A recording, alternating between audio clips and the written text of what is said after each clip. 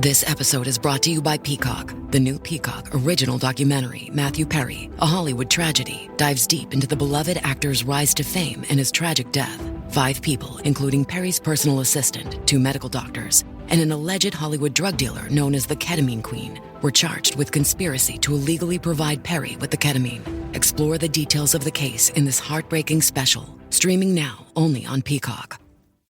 At T-Mobile, our critical mission is providing unparalleled 5G coverage for when connectivity is mission critical. Introducing T-Priority, America's best 5G network experience for first responders, even in times of congestion. More capacity, faster speeds, better coverage. T-Priority from T-Mobile, built for tomorrow's emergencies, ready today. Discover more at t-priority.com. For qualifying organizations on eligible rate plans, coverage not available in some areas and may be impacted by emergencies. I still have a hard time making sense of it. What are the odds of, me ended up here, having that desire in my heart, having that need in my heart to know and that want to know my whole life. And I end up at the very spot, where my line, my father's line pretty much, a lot of it started from. Imagine spitting into a tube, sending off your DNA, and unknowingly turning your life upside down. For me and thousands of others, this is our reality. I'm your host, Alexis Auerselt. In July of 2021, I discovered that I am an NPE, someone who has experienced a non-paternal event. In other words, my biological father isn't who I thought he was. This podcast shares the journeys of people who were shocked by a DNA discovery, mostly through modern DNA testing. We're telling the stories of NPEs, adoptees, and donor-conceived people and their families. This is DNA Surprises. Sometimes the connections we make on our DNA surprise journeys extend beyond immediate family, and sometimes beyond ourselves. In this week's episode, Chris shares how his quest to find his biological father connected other family members with each other. He discusses how he finally found out who his biological father is and how never knowing his father as a child affected him. Thank you for sharing your story, Chris.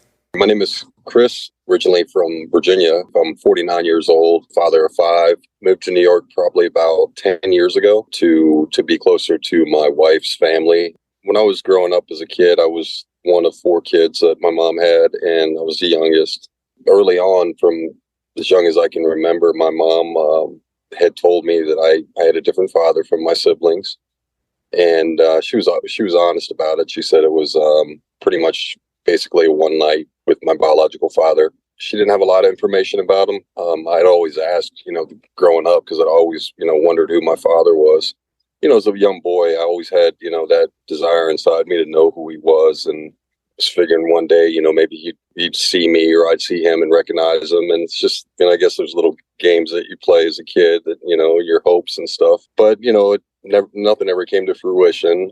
As I got older, like I said, it was always in the back of my mind how I want to, try to find out who he is, because I figured he probably didn't know who I was if it was a one night, relationship. So, as technology started evolving more, I would search, and early on in the internet days, I would search, and nothing ever panned out. My mom had a first and last name, said he was in the military, lived next to my grandparents in Alexandria, Virginia. And his name wasn't really common. So I went through my searching. I would search for a man with that information and that lived in that area in 1973 when I was conceived. Like I said, I really had no results that came, from that. I kind of gave up. And then about 12 years ago, when I met my now wife, I had told her, about, my search and about wanting to know who he was. And she kind of tackled it. And she's probably one of the smartest people I've ever met in my life. And very, very thorough and analytical in her approach to things. And I mean, she really, when she has something that she's looking into, she really goes all out. And so she spent a great amount of time searching, and had a couple hits that I thought was possible that it might be him. But then again, nothing ever panned out. So at that point, I was, I kind of resigned myself to the fact that I was never going to know who he was. How'd you feel about that? Because, it was decades of you being curious and wanting to meet him. So how did you feel when you resigned yourself to this isn't going to happen? It was tough because at that time I had 3 kids. I have 5 children now. And I know for me, I could not imagine my children not being in my life. I thought, well, maybe he just doesn't know. Maybe he'd want to know me. And, and it was just so hard for me just to let go of that because there was that little boy inside of me that still was inside that, Yeah. I tell people it's hard for them to understand it, but there's always been that little boy inside of me that wanted to look at his father, and I just couldn't imagine, not my kids not having that. So it was hard for me to let go and accept that. And I don't think I ever did. And as time moved on, technology started advancing more, and I had a couple more kids, and I had moved to New York, and, things were going well in my life professionally. And I kept seeing the Ancestry DNA ads on TV, and, it was $100 or whatever it was. And I'm like, wow, I spend more than that just going out for dinner, why not, just take a chance. So I did. It was in beginning of August of a couple of years ago when my test came to me. And I had found out that on my mom's side, my great aunt, who was 89 at the time, I'd found out she had taken an ancestry test, and her daughters had taken one. It's just kind of like a family type little project they were doing. And so I knew that when I did the test and sent it back, I knew that they would show up as matches. From the research I was doing, I knew that, it made sense to me that anybody that matched to me that weren't also common matches to them had to be my dad's side. Mm-hmm. That's what I was thinking. And so I just started, I sent the test back in, and I just started nervous, obviously, and, anxious for the results to come back. And I started researching a lot on my mom's side. I took a road trip to where that line of family was from, and I asked cousins and everybody else around, hey, did you remember my mom ever with, a certain person around this time? And nobody had any answers. It's so long. It was September 18th, 17th. It was actually the 17th, and it just turned into the 18th right after midnight when my phone beeped and it alerted me that my matches were ready to be viewed. So I was excited. I was hoping I would have second, third cousin match or something. And then I would have to figure out the legwork to try to match it back to, a specific line, biological family. Mm-hmm. I still don't know exactly how all that's done, but I have, people that I've worked with some different Facebook groups that's helped me out. So I was hoping for, a match like that when I woke my wife up to share the results and opened up the app, and my great aunt did show up.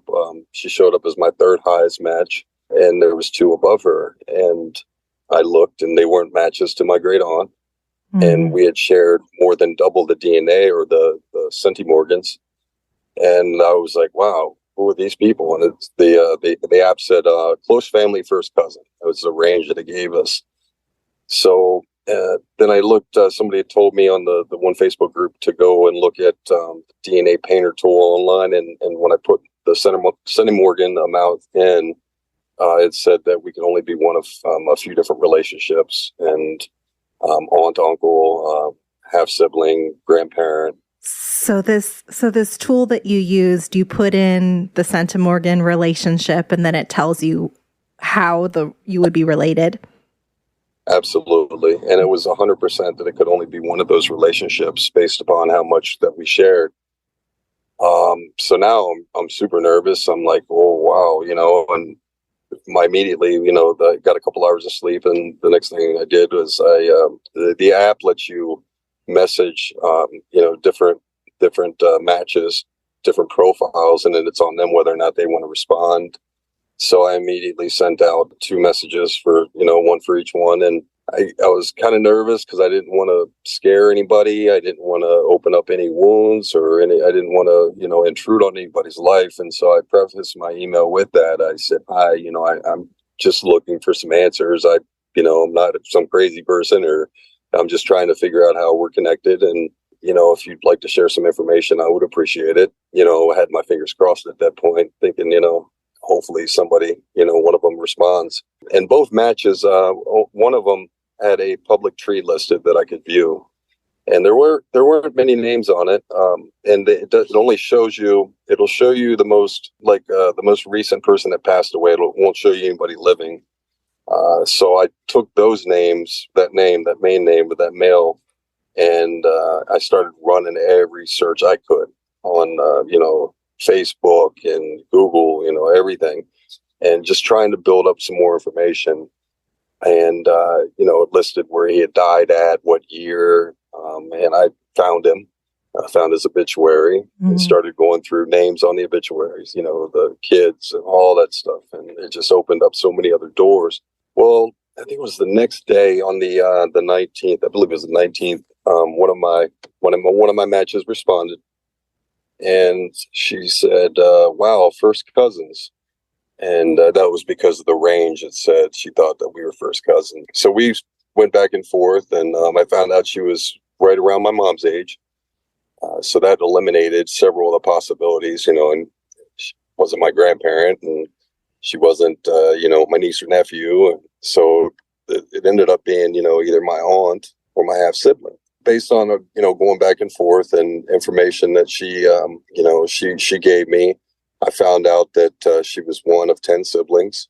Wow. And in that family, yeah. Yeah, so a lot more work to do to narrow it down then. Well, not so much, because what happened was that out of the 10 siblings, there were only 4 boys.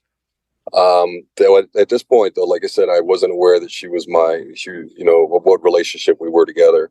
It wasn't until I cross-matched and stuff and eliminated people that I could figure out that, who she was. But I did find out. I narrowed it down and eliminated any possibility that she could be anybody but my aunt.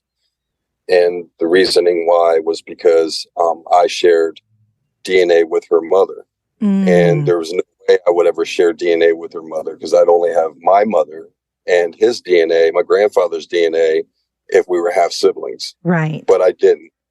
I shared the DNA with her, and I explained it to her. I said, "You're my aunt. That's the only possibility, the possible way." It was a revelation. I was just like, wow. So she was shocked, obviously, and I was so grateful, and she was willing to, talk to me and share information. And we spent a lot of time on the telephone. Probably the first call, we spent like 3 hours, and I had learned about her brothers, and she had 4 brothers. One had died in 1968, previous to my conception, so that eliminated one. The one is only 9 years older than me, so that eliminated the other one. And that left 2 brothers remaining. One, my mom had said, the man she had dated, she was 26 at the time when she conceived me, and she said that this man was her age. It was in the military. So these last 2 brothers, one was her age, and one had, he had also been in the military. The other one was only 17 at that time, so too young to be in the military. And my mom said she never dated younger guys, and so okay. And okay, well, I know who my dad is now, and I started researching everything I could on this man, and it wasn't much, that I could find through public records. And the family, my aunt, she hadn't talked to him in probably 30 years. She said to me, "Well, you have a sister." And I was like, "Wow, really?" And she gave me a name, and I started running background checks on everybody in this family, to try to figure out anything I could that would lead me to some kind of answers. And I had quite a bit of information. So I knew the name as soon as she said it. And I knew I knew who she was, but I didn't know she was, how she was related to me. So, we went back and forth, me and my aunt, sharing stories, not just sharing stories, but, telling a little bit about myself, and her telling me a little bit about, her family. And I had also shared with her about the girl Jennifer, my sister. I shared with her some locations that during my background searches that I'd ran, where I thought that she was at in the areas. So your aunt didn't have contact with your half sister either? No, okay. No, she child, and hadn't seen her brother in 30 years. The family is they're not real close knit, kind of like the kids who left home early, when they were young, and didn't really stay in touch with each other so much. So I had shared that information with my Aunt Dorothy and gave her the information about where I thought Jennifer was. 2 different places, I was pretty sure, based on just, records and stuff that I found. The next day I came out of a meeting, it was around noon, and I looked at my phone, and there was a message from my Aunt Dorothy.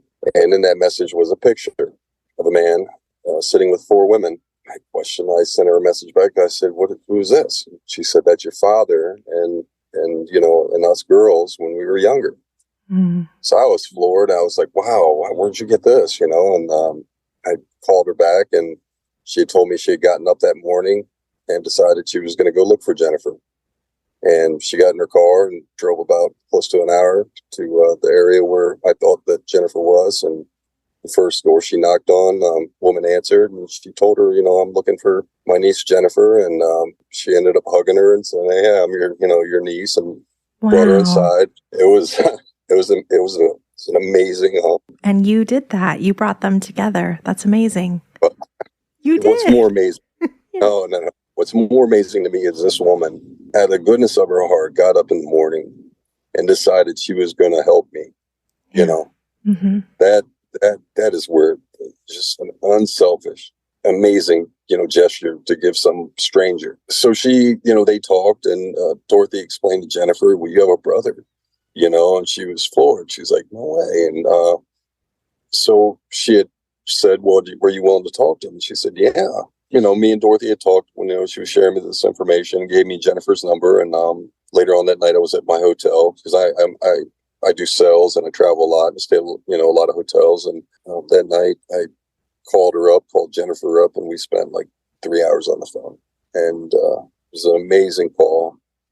And I felt something I hadn't felt probably ever in my life, except maybe with the birth of my children. It felt like, wow, I was kind of like whole, and it was just so hard to explain. I felt so full inside, Mm-hmm. that somebody wanted to talk to me, wanted me as a family member. And it was just a great conversation. And one of the things I remember, she was telling me about her father. She said, Chris, she said, I wish, she hadn't talked to him in like 10 years. She didn't know where he was.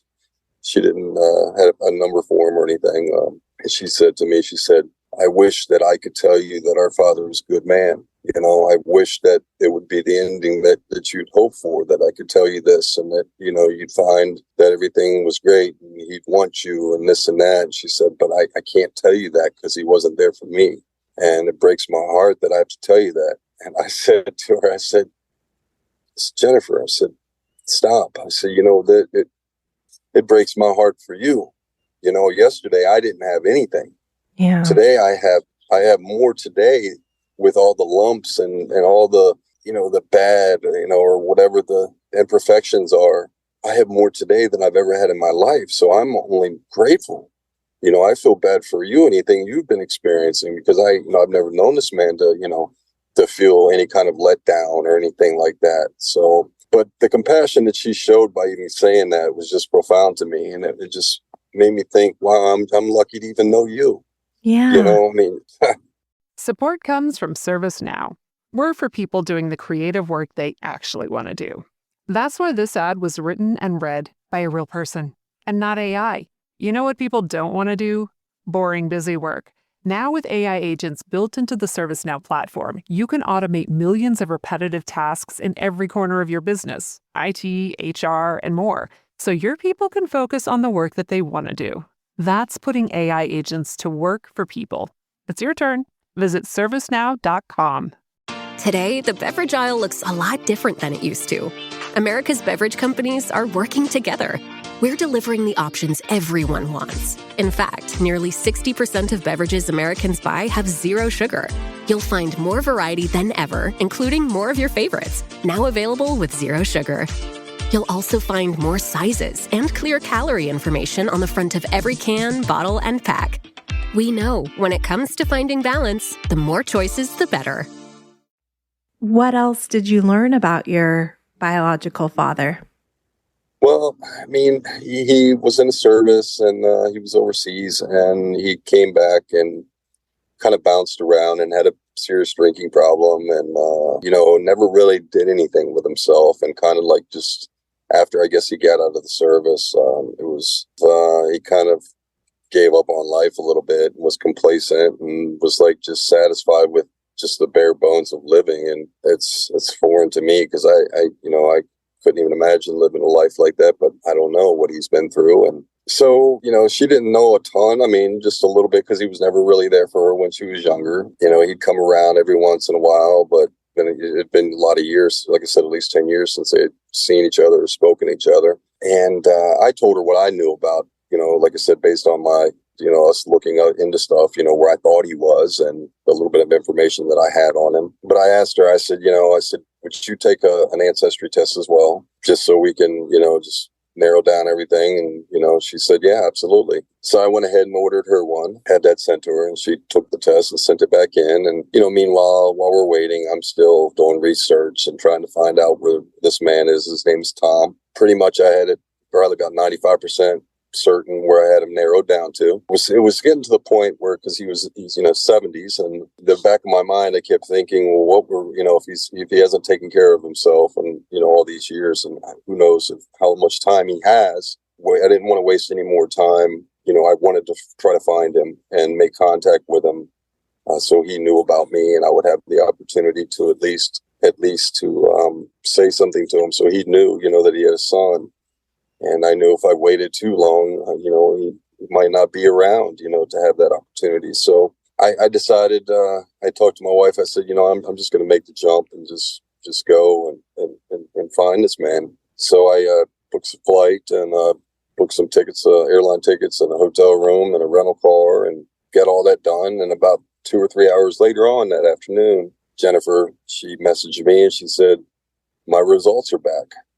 My phone just, alerted me. Mm-hmm.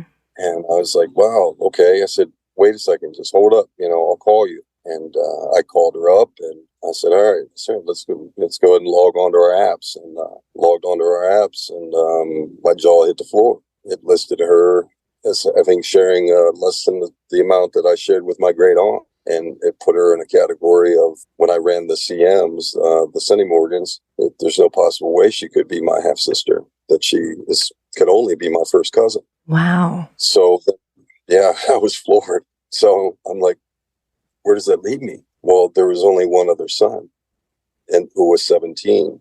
Mm. And my mom, swear that, she was never with a younger man. And so this man was the only possibility. So now I'm like, what the heck is going on here? How did you feel? I mean, did you feel sad? Did you feel any relief maybe that Tom wasn't your dad based on what you learned about him? It's a mixture there. So it's funny you say that, because I went back and forth. In a way, there was a little bit of relief, but there was a little bit of sadness, because with Jennifer was pretty upset. She thought she had a brother. I told her, I'll always consider her, you're like my sister. We talk every day. Mm. And we got really close, and I felt bad for her. And then you say about, did I have any relief? And I did, to an extent. I was like, wow, okay, well, thank God, but I hate to say that, and I don't want to get to, sound malicious or anything, because it's just a feeling that you go through, and I don't know. And so I went back to, the 17-year-old, and I had already did research on pretty much everybody, but not too much on him, because he had passed away in 1983, and he was 27 when he had died. And the realization of that is probably what hurt me the most. Is that, I knew then it was over, that I would never have the opportunity to meet this man. And he would never find out that he had a son, because I don't think he knew.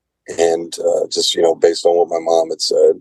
So that in that, it was kind of like super, super upsetting, because I'd always wanted Dad, and for somebody to die that young. And but at least there was that relief that I knew. But now I had these tickets to go to Florida and to go down and meet Tom, or to go find Tom. And when because I can't refund the tickets, so I might as well go ahead and make the trip down.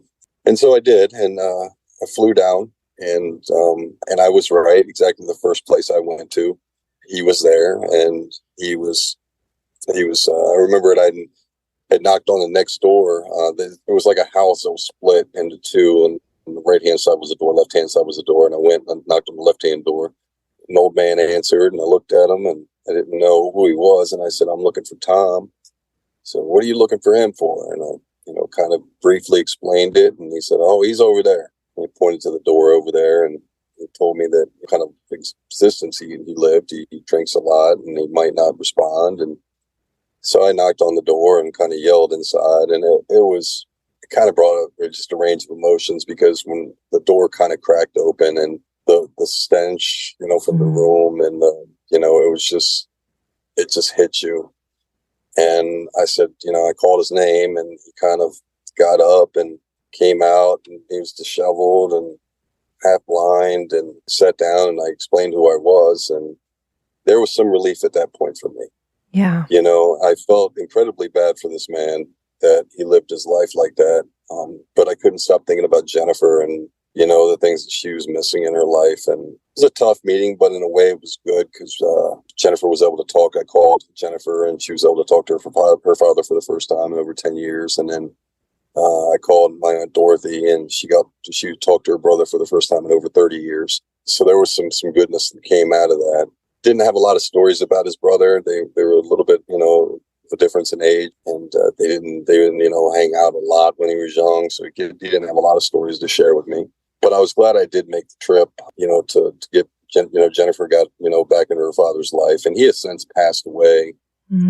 Passed away like about 10 months after that meeting, and Jennifer was able to, take care of his arrangements and everything, and at least they had some kind of relationship at the end. So I'm grateful for that.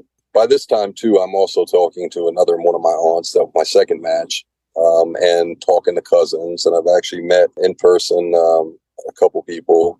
The trip, I think it was all the way around, it was good for everybody. But I did feel that relief a little bit, that maybe my dad wasn't like that, at least, maybe he's, and like I said, I hate to say that, because it's not trying to put down this. Though. Yeah, it's valid. What have you learned now about your actual biological father? Yeah, well, he was in the military, but he was not in the military at the time my mom and him were together, obviously, because he would have been too young. He left home at an early age, and he, like I said, the other siblings had not seen him in years, and it's, since he was a kid, pretty much a teenager. He moved out to the Midwest, and I did find a death record for him, and it didn't list much information, but it told me where he had passed away at, and when and what city. So I went ahead and sent a request in with the state for his death certificate, and waited. And a couple months later, I did get that. I was hoping, because I had heard that he was married at the time of his death, and I was hoping that I would get a name of who he was married to, and maybe try to find this person, and hopefully they could tell me something about him. The record came back a couple months later, and sure enough, it did list, a wife's name.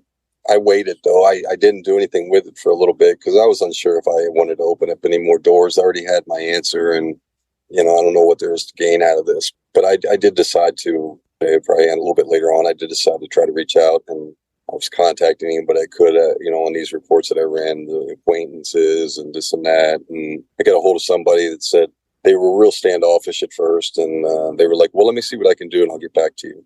And her name is Elizabeth, and still alive. I think it was the next day I get a message on my phone from that acquaintance person that I had contacted saying, Elizabeth wants to talk to you. Can you call at such and such time? And I was, yeah, absolutely. It was just an amazing, incredible experience when I called. It was her son, his wife, and one other person. These people were all in the house together with my father, at that time when he was alive, and then when he passed away. And they were shocked that he had a son. And these people were amazing. We spent probably 2 hours on the phone, and they were sharing stories about my dad, telling me, different things about him, what he liked. And they were like, well, there's no way he knew about you. He didn't know about you, Chris, because if he did, he would have been there. Mm-hmm. He was a good man. And, it was an incredible experience. I mean, that these strangers would take time out of their life to share stories about it. But man has been gone for so many years, decades. Yeah. And they for them to share those stories, with a complete stranger, just a testament to the goodness of those people. And I found out, how he passed away. He had died of an aneurysm, which is a good bit of information for me to have, because one of my aunts had also died of an aneurysm. So I have 5 kids, and having that medical information is, kind of important. Yeah. And it was an aunt on on his side? Yep, one of his sisters died, the same thing. So, having that bit of information was great. But they told me that, he had been cremated and they still had his ashes after all these years. I was floored by that. I was like, wow. And it wasn't until later they'd asked me for my address, and I didn't think much of anything. And I gave it to them. They said, we're going to send me something. And I kind of didn't think of it anymore. And a month or two passed, and I come home from work, being on the road, and there was a FedEx package there for me, or UPS package, and opened it up, and in it, what they did is they had taken his ashes and they sent it to a company that makes memorials, like into roses and stuff, and they had one of those made with his ashes, and then had his name and his date of death and stuff on there, and sent that to me in a frame. And so it was like the first time I had my father there with me, in a sense. But it's just an incredible thing that they did, and it's an amazing thing. So while, I was completely floored, that I found out my father was 17. Yeah. I was grateful to find out he was a good man, and he wasn't some, somebody that kind of just gave up on his kid, and like Tom did with Jennifer. And I had went back to my mom during this whole process, and that's another delicate dance you have to do when you're dealing with issues like this. Yes. Because I love my mom. I love my mom, and I'm not, who am I to judge her life, on whatever she's done in her life. And I'd went to her and I said, Mom, this is my father right here. And she said, there's no possible way. I would know. I was there. There's no possible way. And I think she believes that, but there's no other possibility. There's no one else. Yeah. Did she maybe just assume he was older based on how he looked or something? Or do you think she's... I'm thinking it's one of those things where it could be one or the other. He could have, I would sit there and say, I would like to think maybe he just looked older. But if you look at his picture when he was in the military, he looked so young. So I kind of discounted that. I kind of chalked it up more like maybe my mom was out at a party and something happened and she doesn't remember. And the reason why I say this is because, my other siblings, it was kind of funny. My one sister, Sherry, she's only 14 months older than me. So there were some holes and stories and information that I found that contradicted things we were told. And I talked to my sister and I said, I don't think your father's who, I said, but whatever you want to do. She was like, oh, I'd do a DNA test to find out. And so on Mother's Day, I bought her one, and her results came back, and it wasn't who my mom had said. And and the person that we found was her father, ironically, was my mom's age, was in the service. He fit all of those things that my mom told me was real with me, that were my father, that information. So I think she had that bit of information mixed up, that brief relationship she had with this man that fathered my sister. I think she kind of put that on to me. But in any respect, I didn't push the issue much with my mom because, like I said, I love her. And we all have wild times where we're younger and, and it's, I don't want to hurt my mom, but I sent her a picture of me and my father, right beside each other. And, anybody that looks at it can tell, Yeah, you sent it to me, and for listeners, they are definitely related. So I let it go at that point. I didn't want to hurt her, and I didn't want to push for anything else because she's, it's been almost 50 years and she's, I'm sure she's forgotten a lot of things, and like we all have. And when I was first talking to Elizabeth and her family on the phone, and they were telling me about my father and the type of person he was, they had asked me, I was telling them my story about, taking the test and, all the timeline of it. And I said, it was the 17th, and it just turned into the 18th when my phone chirped. It was right after midnight. And the one son, Tim, he said, what day was that? I said, so it was September 18th. And he said to me, that's the day your father died. So I was like, wow, yeah, that's a coincidence. And, wow, that's kind of weird. I didn't think really much more of it until I started researching this family a little bit more. It was kind of wild because I had never, when I moved to New York, I knew nobody here. I live in a small village of like 14,000 people, and I had no connections here, no ties whatsoever. But I come to find out that my father's parents, my biological grandparents on my father's side, they met and married here, same place. They lived here, got married here. They didn't start their family until they moved more towards Pennsylvania. And it was wild. So another aunt that I was talking to, her and her husband and family, they have a lodge that every year in the summer they go to. And they invited me to go to this like meet up with family members where they, all get together every year. So I went and took my youngest son and met a lot of these family members. And it was wild because I had ended up meeting a couple people that I had ran into previously in my town. In this village, at the Redemption Center, turning in, bottles and cans. I met a guy and he's there and I'm like, oh, wait a second. Wow. You're my cousin? Yeah. So I had met cousins and never even knew that we were related to them, to each other, just in my everyday travel, which was wild. During this get together, a lot of people kept telling me, they said, a lot of the older generation, like ladies and guys that were there, they said, you look just like your great grandfather. People are sharing a lot of different information with me at this point because I'm like the talk of the family right now. Some kid, and a lot of people were the two sisters were grateful because they thought my father had died without having any children. Elizabeth's son was not his biological child, so that's why people thought he didn't have any biological children. She had him previous to that marriage, and but he was a child in that home when my dad was there. So then the other aunt that I was talking to, her name is Libby, and she's the one that has the camp. And when I went there, like I said, I was the talk, and everybody wanted to hear the stories about how I found them, and all of them shared stories with me of a little bit about stuff that they knew, which wasn't a ton because these kids, like I said, all of them, there was 10 kids, and pretty much all of them left home early. But they did tell me about my great grandparents and great uncles, and I had researched some on them, but not much. But everybody kept saying I looked like my great grandfather, and I didn't. I was like, okay, whatever. And it wasn't until later on, when I was at home doing some research on Ancestry, I decided to look into this man to try to find out a little bit more information about him, and I did. And it shocked me to find out that I could leave my house. I could open my front door and walk to where he's buried in like 5 minutes. Oh my gosh. Of all the places in the world I could end up, I end up in a small, tiny town that I can walk to. I mean, I bought my home here in 2014.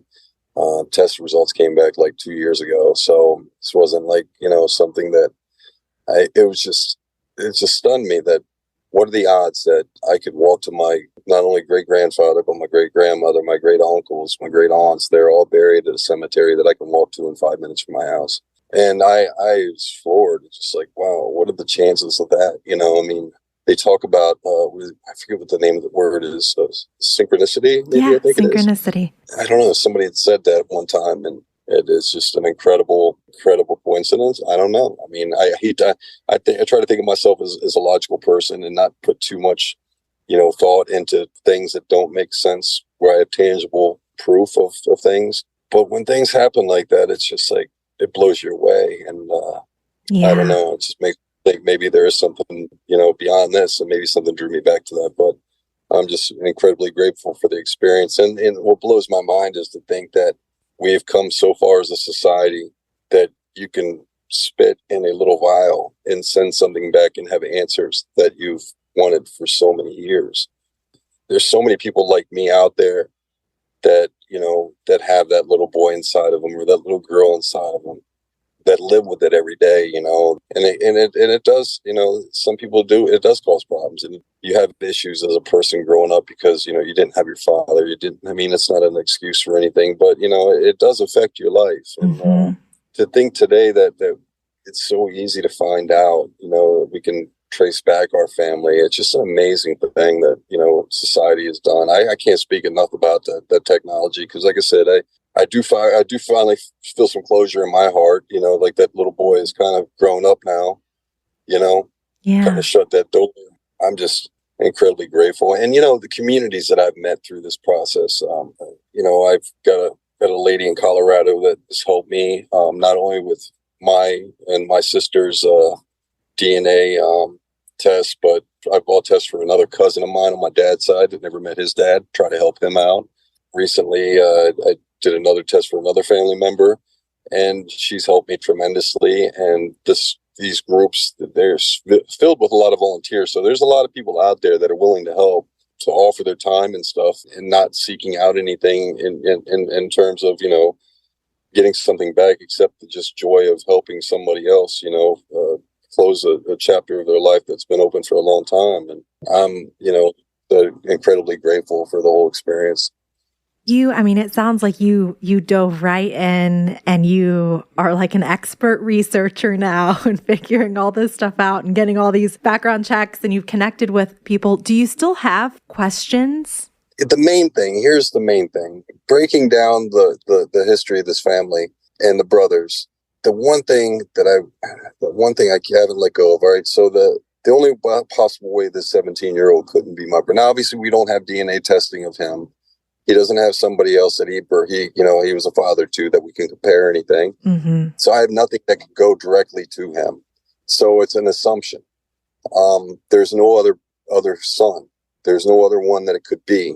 The only possible way is if my grandparents, in the midst of having these 10 children, had a secret boy that they shoved off somewhere that nobody ever found out about. That's the only possible way anybody else could be my dad. Right. But the one question I want to have answered, and I haven't found to this day is, and I haven't put him there, is how did he meet my mom? What was he doing in Virginia? Can I place him in Virginia? Mm. If I had that, then I think I would be totally content for the rest of my life. But I think that's something that I will have forever. You know, I'll have that thought. I mean, not that I doubt. I mean, I know this is my family 100%, and I know that this is my father. But I think I would have liked to found out, you know, why was he in Virginia and what the circumstances. I wanted something to place him there with my mom, you know, in that timeline. Then I would have been like, okay, that seals it. Right. But yeah, I think so many of us in this community, we have to accept that there's certain things we'll probably never know. And that's hard, but it's true. Yeah, absolutely. You know, there's certain things that you just have to sit there and accept. And it's like, it's true with that. It's one of the things they say, DNA doesn't lie, people do. Mm-hmm. Memories fade, you know, this and that. So what's next for you? Do you still have a pretty strong relationship with your newfound family? You know, I do. I was just chatting with a third aunt that is one of the younger aunts. She texted me just probably about 10 minutes before we started talking today. I've been down 2 years in a row now to this camp that we go to. I talk to a lot of cousins. I talk to Jennifer all the time, and I see her every time I'm in that area. Some of my accounts for my job are pretty close to where she lives, so I try to get down there and take her out to dinner, and we'll spend some time together. And, you know, I seen coming back from Thanksgiving from Virginia, I went on the way back home and stopped at my other aunt, the first one, Aunt Dorothy, that I'd spoke to. I stopped and introduced her to my children for the first time and spent time with her. Yeah, we have a great relationship and talk quite a bit. They're very, very happy to have me in their family and, you know, include me on things and think about me and call me out of the blue. And that makes me feel pretty good. You know, I'm just incredibly grateful that strangers would be okay with sharing their life with me, you know, and in that respect, I mean, some people think, you know, it's disappointing, yes, that I'll never meet my father, but I'm grateful because there's people out there that are in this situation that they might not have doors open for them and say, you know, hey, we want to know you too, you know, your family.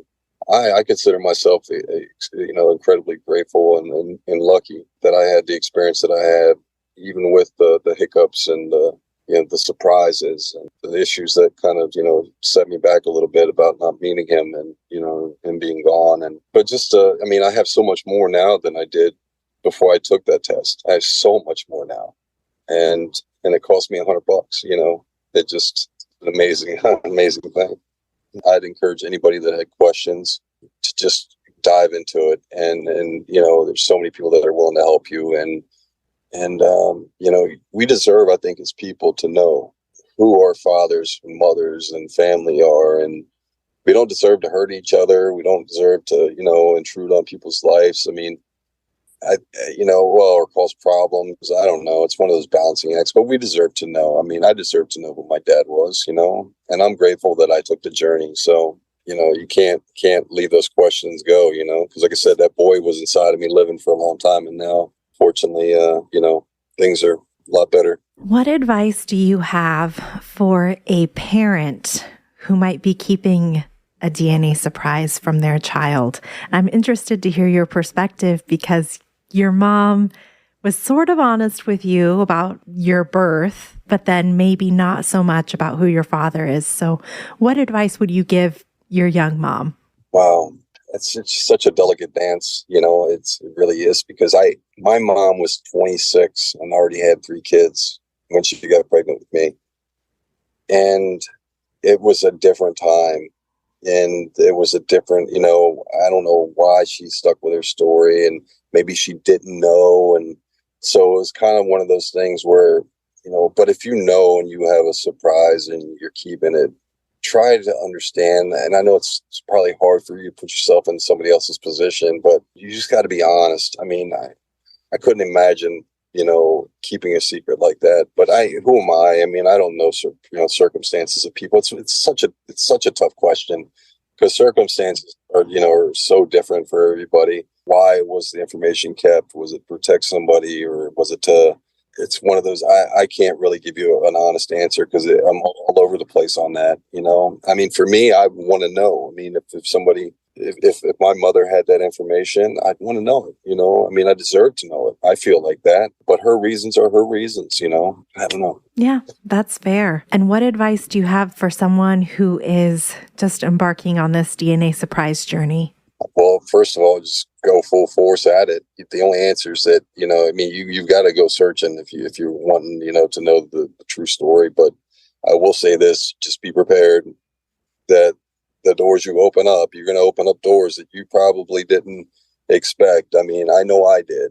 I opened up some doors that, we haven't even went into, and you will find surprises along the way a lot of times. And they might not be very good surprises that will sit flattering to, people. And you might learn things that you'd probably rather would not know. But, I'd rather know things and know, have some finality in my life with answers than not. So I would encourage anybody, just if you're on the cusp, take that chance. What do you have to lose? If you really want that information and really want finality on some answers in your life, then like I said, the technology has come so far now that we have these options, and there's so many people willing to help out, but it's been an incredible ride. Yeah. Well, Chris, thank you so much for coming on the podcast and sharing your story.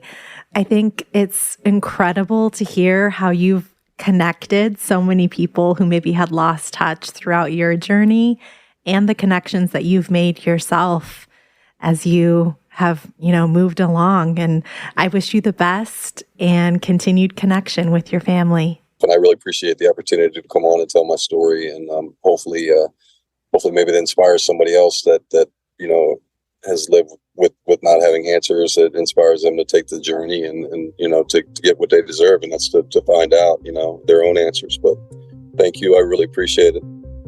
Thanks again to Chris for sharing his story. If you have a DNA surprise story that you'd like to share, please email dnasurprises@gmail.com. Until next time.